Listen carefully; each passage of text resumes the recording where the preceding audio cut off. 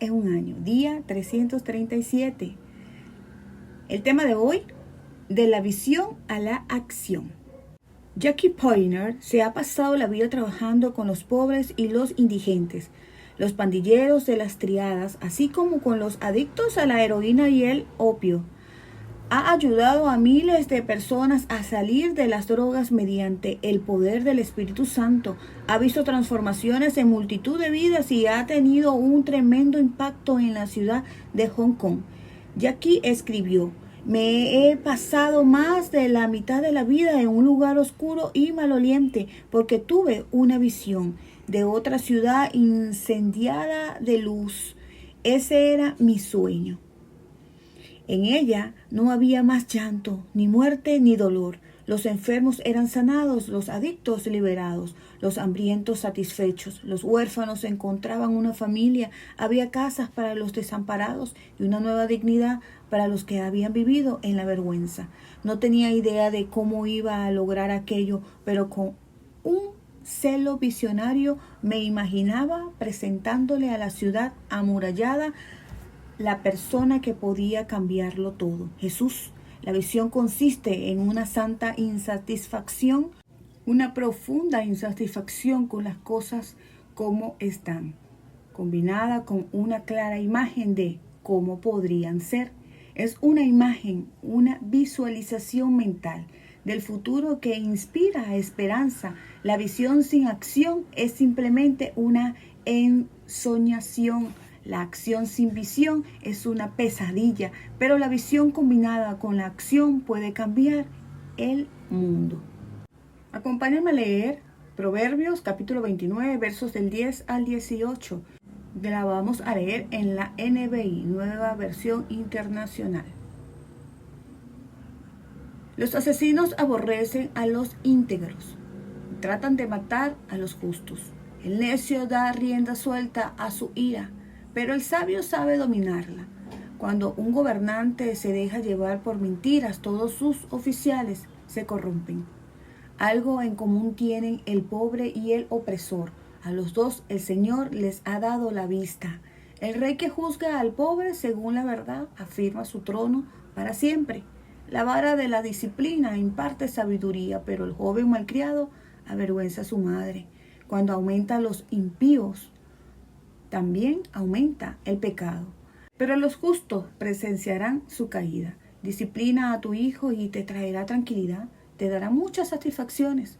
Donde no hay visión, el pueblo se extravía. Dichosos los que son obedientes al rey. Punto 1. La importancia de la visión. La traducción de la Biblia llamada King James dice así: donde no hay visión, el pueblo perece. La palabra hebrea usada puede ser traducida como visión o profecía.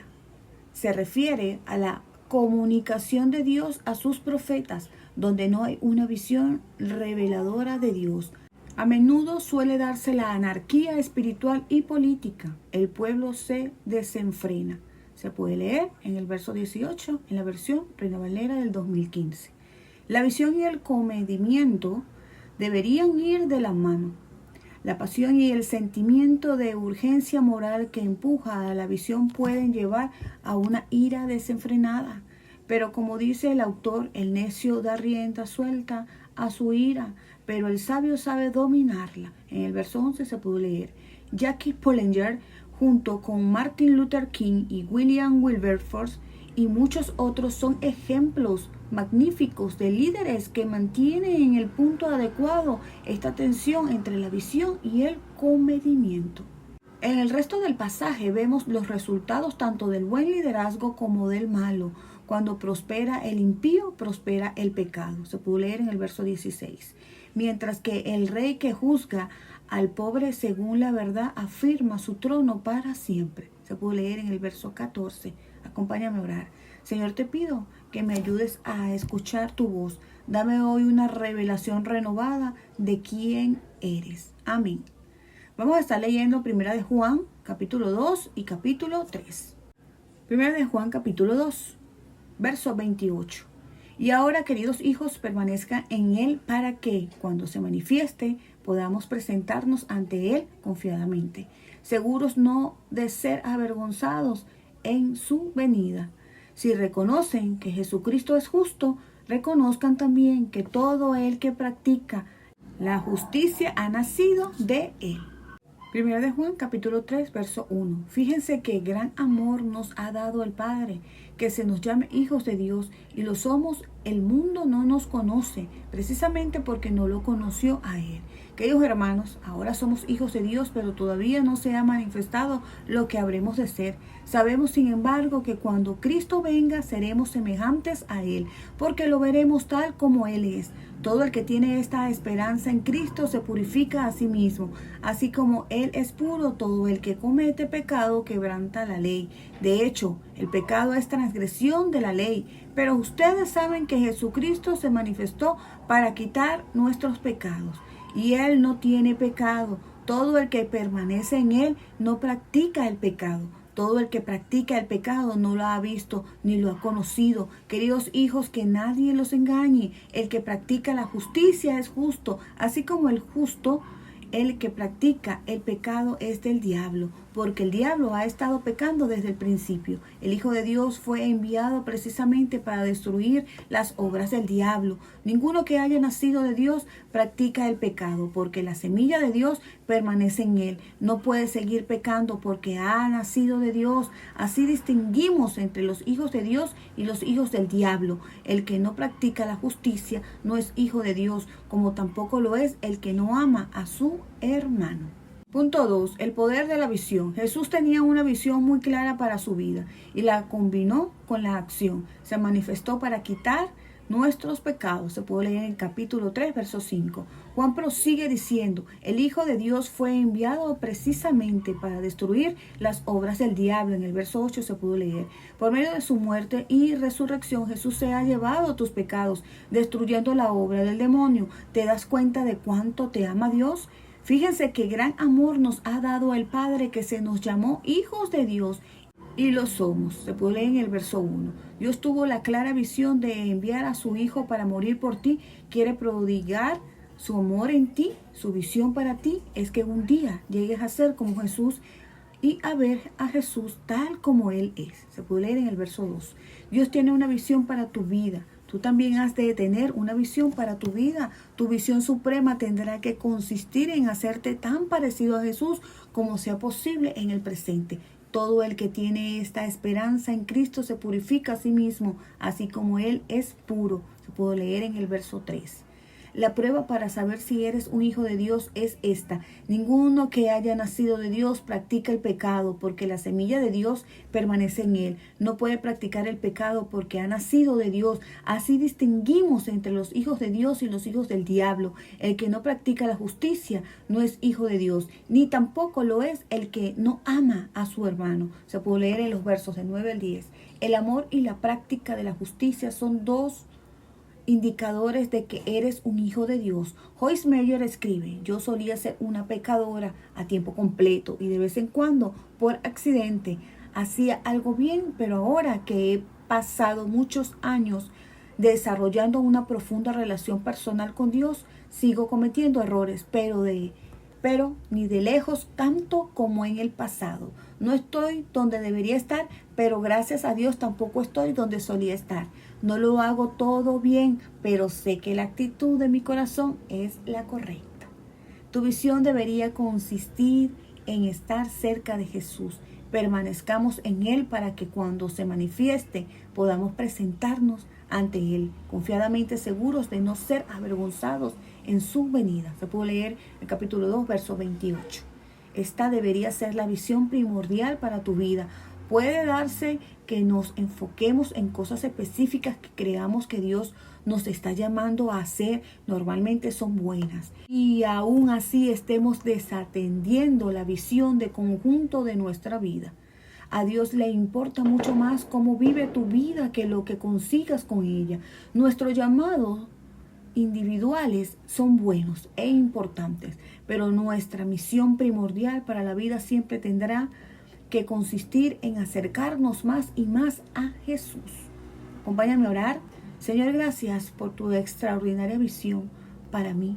la de que un día seré como Jesús y lo veré tal cual como es. Amén. Vamos a estar leyendo Daniel capítulo 8 y Daniel capítulo 9. Daniel capítulo 8, verso 15. Mientras yo, Daniel, contemplaba la visión y trataba de entenderla, de repente apareció ante mí alguien de apariencia humana. Escuché entonces una voz que desde el río Ulai gritaba: Gabriel, dile a este hombre lo que significa la visión.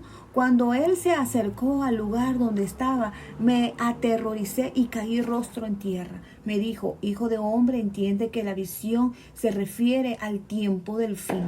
Mientras me hablaba, yo estaba aturdido con el rostro en tierra. Entonces me tocó y me puse de pie y me dijo: voy a darte a conocer lo que sucederá después cuando llegue a su fin el tiempo de la ira de Dios, porque el fin llegará en el momento señalado. Verso 20. El carnero de 2 cuernos que ha visto simboliza a los reyes de Media y de Persia. El macho cabrío es el rey de Grecia y el cuerno grande que tiene entre los ojos es el primer rey. Los 4 cuernos que salieron en lugar del que fue hecho pedazos simbolizan a los 4 reinos que surgirán de esa nación, pero que no tendrá el mismo poder. Hacia el final de esos reinos, cuando la rebelión de los impíos llegue al colmo, surgirá un rey y de aspecto feroz, maestro de la intriga, que llegará a tener mucho poder, pero no por sí mismo. Ese rey causará impresionantes destrozos y saldrá airoso en todo lo que emprenda. Destruirá a los poderosos y al pueblo santo. Como su astucia propagará el engaño, creyéndose un ser superior. Destruirá a mucha gente que creía estar segura y se enfrentará al príncipe de los príncipes, pero será destruido sin intervención humana. La visión de las tardes y mañanas que se te ha dado a conocer es verdadera, pero manténla en secreto, pues para eso falta mucho tiempo. Yo, Daniel, quedé exhausto y estuve enfermo durante varios días. Luego me levanté para seguir atendiendo los asuntos del reino, pero la visión me dejó pasmado, pues no lograba comprenderlas. Daniel capítulo 9, verso 1. Era el primer año del reinado de Darío, hijo de Asuero y descendiente de los Medos, quien llegó a ser el gobernante del reino de los babilonios. En su primer año de reinado, yo, Daniel, comprendí ese pasaje de las Escrituras donde el Señor comunicó al profeta Jeremías que la ruina de Jerusalén duraría 70 años. Entonces me puse a orar y a dirigir mis súplicas al Señor mi Dios. Además de orar, ayuné y me vestí de luto y me senté sobre cenizas. Esta fue la oración y la confesión que hice al Señor. Señor Dios grande y temible, que cumples tus pactos de fidelidad con los que te aman y obedecen tus mandamientos. Hemos pecado y hecho lo malo, hemos sido malvados y rebeldes, nos hemos apartado de tus mandamientos y de tus leyes. No hemos prestado atención a tus siervos, los profetas, que en tu nombre hablaron a nuestros reyes y príncipes, a nuestros antepasados y a todos los habitantes de la tierra. Señor, tuya es la justicia y nuestra es la vergüenza. Si nosotros, pueblo de Judá, habitantes de Jerusalén y de todo Israel, tanto los que vivimos cerca como los que se hallan lejos, en todos los países por los que nos han dispersado por haberte sido infieles. Señor, tanto nosotros como nuestros reyes y príncipes y nuestros antepasados cargamos con la vergüenza por haber pecado contra ti. Pero aun cuando nos hemos rebelado contra ti, tú, Señor nuestro, eres un Dios compasivo y perdonador. Señor y Dios nuestro, no hemos obedecido ni seguido tus leyes, las cuales nos diste por medio de tus siervos, los profetas. Todo Israel ha transgredido tu ley y se alejaron cuando rechazaron obedecerte. Por eso las maldiciones y los juicios escritos en la ley de Moisés, siervo de Dios, han sido derramadas sobre nosotros, porque pecamos contra ti. Tú has cumplido las advertencias que hiciste a nuestros gobernantes y a nosotros has traído sobre nosotros esta gran calamidad. Jamás ha ocurrido bajo el cielo nada semejante a lo que sucedió con Jerusalén. Señor y Dios nuestro, todo este desastre nos ha sobrevenido, tal y como está escrito en la ley de Moisés, y ni aún así hemos buscado tu favor. No nos hemos apartado de nuestros pecados, ni hemos prestado atención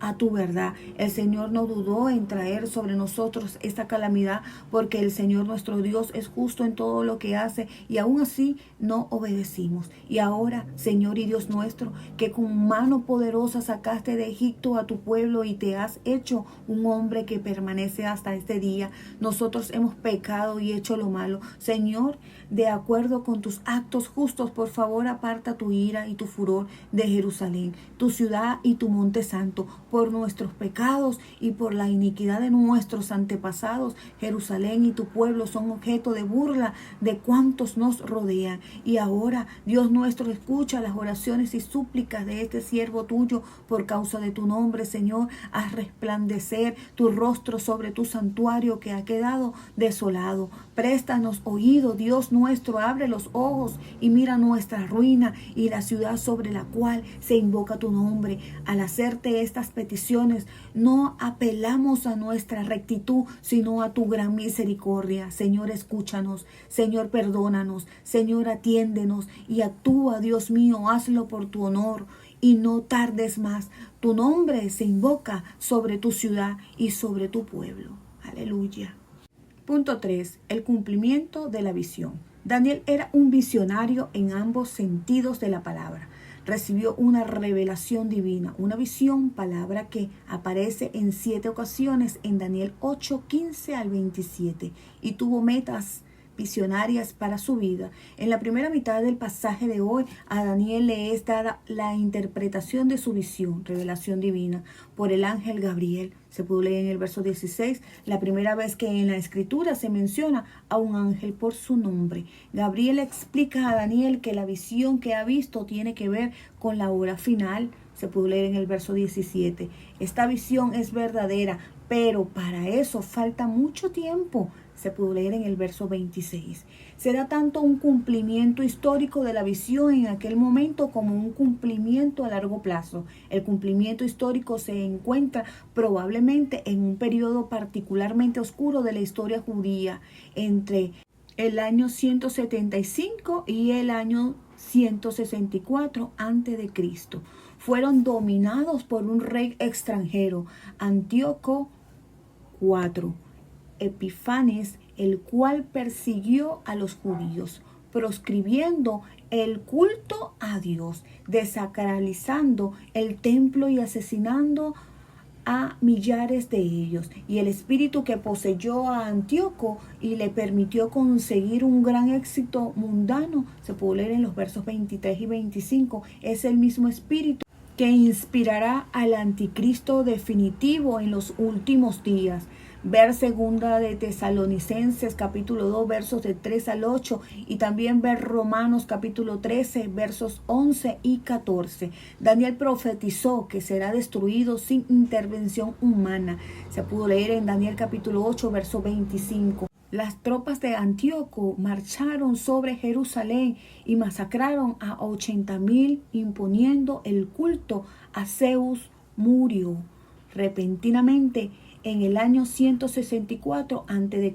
a causa de una enfermedad desconocida. Esta profecía será cumplida final y definitivamente cuando Jesús regrese y destruya al demonio con el soplo de su boca. Se puede leer en segunda de Tesalonicenses capítulo 2 verso 8. Daniel fue también un visionario en el otro sentido. Comprendió de las escrituras. Yo, Daniel, logré entender ese pasaje de las escrituras donde el Señor le comunicó al profeta Jeremías. Se pudo leer en Daniel capítulo 9 verso 2 y ver también Jeremías capítulo 25 verso 11 al 12 y capítulo 29 verso 10, que el exilio duraría 70 años. Eso es del año 587 a.C. a la reconstrucción del templo en el año 516 a.C. Si quieres que Dios te dé una visión específica para tu vida, en este pasaje podemos ver dos claves esenciales para conseguirla. Primera, toda visión de Dios tiene que provenir y enraizarse en nuestra comprensión sacada de las Escrituras. Segunda, el cumplimiento de la visión empieza por la oración. Daniel se volvió al Señor en oración. Era consciente de la grandeza del Dios a quien oraba. Se pudo leer en Daniel 9, verso 4. La oración de Daniel era un libre derramamiento de su corazón ante Dios. Era consciente de la grandeza y misericordia de Dios, así como de su propia indignidad. Pero también tenía confianza en que Dios podía responder a sus oraciones. Dios desea que hables con Él acerca de lo que hay en tu corazón. No necesitas esconder o censurar nada cuando hables con Él, ni tampoco pretender ser alguien que no eres. Él ya lo sabe todo acerca de ti. Lo que quieres es escucharlo de tus labios y hablar de ello contigo. Ora de la manera en la que Dios te hizo, no de la manera en la que creas que debería ser. Daniel confiesa que el pueblo ha pecado de todas las maneras imaginables, ignorando a Dios y haciendo lo que le place. Están llenos de culpabilidad y vergüenza. Se puede leer en los versos del 13 al 16. Pero Daniel sabía que Dios nunca abandonaría a aquellos que lo aman. En el verso 4 se pudo leer, y que la compasión es nuestra única esperanza. Se puede leer en la versión El Mensaje en el verso 9. Apoyándose en eso, oró por su ciudad y su nación. En los versos 17 y 19 se pudo leer. Y la oración de Daniel fue respondida. También tú puedes clamar a Dios por tu ciudad y tu nación y creer que Dios responderá a tus oraciones y realizará la visión que Él te da. Acompáñame a orar. Señor, dame una visión para mi ciudad y mi nación. Por tu nombre, ten misericordia de nosotros. Reavívanos y sánanos. Glorifica tu nombre. Amén. La pastora Pipa añade en 1 de Juan 3:1. Fíjense qué gran amor nos ha dado el Padre, que se nos llama hijos de Dios. Gran amor es una expresión llena de prodigalidad. Recuerden que este devocional ha sido escrito por los pastores Nicky y Pipa Gumbel de la iglesia HTV en Londres. Y esta es su servidora, la que le da voz a este devocional, Ingrid Flores. Que el Señor les bendiga grandemente.